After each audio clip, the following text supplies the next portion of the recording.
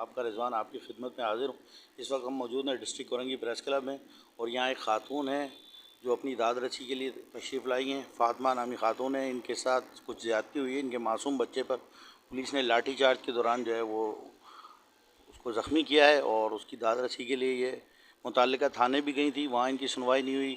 मुतल्लिका deputy commissioner office AC DC तक भी इन्होंने रब्ता करने की कोशिश की, मगर इनको गेट से जो है वो बग़ैर किसी बात को सुने और इंसाफ दिए इनको रवाना कर दिया गया। अब ये कोरंगी प्रेस क्लब में तशरीफ़ लाएँ तो इनसे सुनते हैं इनके साथ क्या वाक़या पेश आया। करने के लिए पुलिस वाला आया, जवानटोन के मोबाइल गाड़ी वाला था। वो मोबाइल गाड़ी वाला आया। जब मोबाइल गाड़ी वाला पुलिस वाला आते थे, इलाके में बहुत सारे बंदे बड़े छोटे बच्चे देखते हैं जाग जाग के पुलिस वाला किस लिए आया। मेरी बेटा भी इस तरह देखने गया, पुलिस वाले ने डंडे घुमा के मारा, इसकी आंखों में डंडे।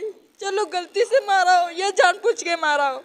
मैं गई थाने में, जाके मैंने ऑफिसर को, वहाँ पे DT अफसर को मैंने बोला भाई ऐसे ऐसी मसला है। थाने की आके थाने वाले पुलिस वाले ने मारा। पहले पुलिस वाले ने बोला भाई मोबाइल गाड़ी वाला यहाँ का नहीं है। मैंने बोला 48F कोरंगी 48F अरकानाबाद में जवानटोन नहीं पड़ता है, जवानटोन की पुलिस जाता है। और इलाके वालों ने भी बोला, बच्चे बड़ी ने सबने देखा पुलिस वाले ने डंडे से मारा और बोला पुलिस वाला जवानटोन का था, यही बोला।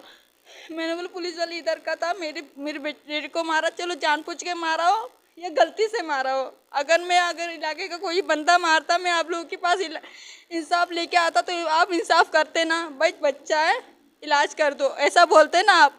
अभी पुलिस वाला है तो इनका कोई इंसाफ नहीं है, इनका कोई कानूनी कार्रवाई इनके साथ नहीं होता। क्यों? पुलिस वाला गोलमेट है, इसलिए मैंने ये बोला। आपको क्या जवाब दिया उन्होंने? आपके उन्होंने मुझे जवाब दिया, बोला किसने मारा, क्यों मारा, नहीं मारा बच्चे। ये तो एक ऑफिसर उठ के आया कंप्यूटर चलाने वाला, उसने बोला देखा, बोला 3 दिन पुरानी चोट है। मैंने बोला मैंने कुरान शरीफ पढ़ा हुआ है, मैं कुरान शरीफ की कसम खाती हूँ मेरे बच्चे का 3 दिन पुरानी चोट नहीं है और मैं झूठी हूँ तो इलाके में सब गवाह है।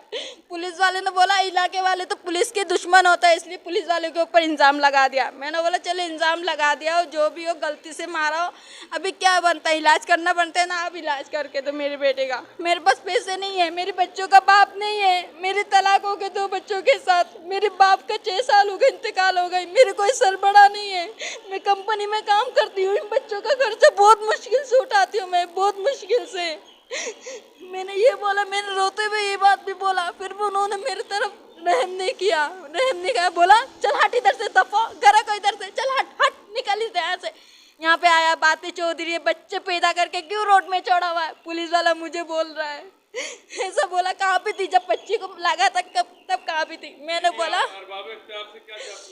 मैं इंसाफ चाहती हूँ, मुझे इंसाफ चाहिए। मैं DC ऑफिस में भी गई, वहाँ पे मेरी बात किसी ने नहीं सुना, इसलिए मैं यहाँ पे आई हूँ। मैं DC ऑफिस में भी गई थी, किसी ने नहीं सुना मेरी बात। ताने में आयु यूं देख रहा है, वो मोबाइल गाड़ी वाला मुझे जलील कर रहा है, बोला इधर से हट निकल, चल हट, ऐसा बोल रहा है। आयु यूं देखता रहा, आयु ने कोई इंसाफ नहीं किया। असल सरदार भी सुन रहे हैं, आपकी जो कारकर्दगी है ये मुंह बोलता सबूत है, ये मुंह बोलता सबूत है। ये खातून आई हुई है कि इसको इंसाफ कौन देगा? अगर आप अपनी सीट से अहल नहीं है, आप कोई किसी को मजबूर को इंसाफ नहीं दे सकते, तो अल्लाह का वास्ता है इन सीटों से आप खुद चले जाएं, अपना ट्रांसफर कहीं और करा लें या फिर गरीबों को इंसाफ फराहम करें। तो नाज़रीन ये सूरत हाल है जिससे हमने आपको आगाह किया। इंशाअल्लाह वक्तन फ़वक्तन आपकी खिदमत में इस तरह की वीडियो लेकर हाजिर होते रहेंगे। अपने मेज़बान रिजवान शेख को इजाज़त दीजिए। बहुत शुक्रिया। अल्लाह हाफ़िज़।